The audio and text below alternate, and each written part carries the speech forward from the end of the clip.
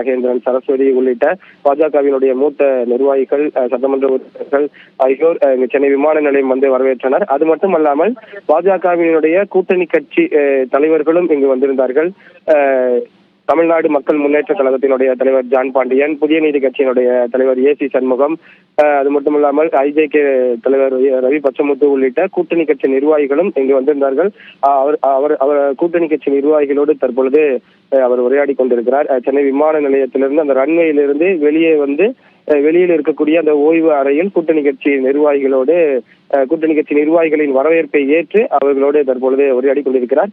இந்த உரையாடல் முடிந்தவுடன் இங்கிருந்து சாலை மார்க்கமாக தங்கச்சாலையில் ஏற்பாடு செய்யப்பட்டிருக்கக்கூடிய என் மக்கள் நடைபயணத்தில் பங்கேற்று அங்கு நடைபெறக்கூடிய பொதுக்கூட்டத்திலும் பங்கேற்கிறார். அது முடிந்ததற்கு பிறகு நேராக தனியார் நட்சத்திர விடுதிக்கு சென்று அங்கும் கூட்டணி கட்சி நிர்வாகிகள், பாஜக மூத்த தலைவர்களோடு வருகின்ற நாடாளுமன்ற தேர்தல் தொடர்பாக ஆலோசனை மேற்கொள்ள இருக்கிறார்.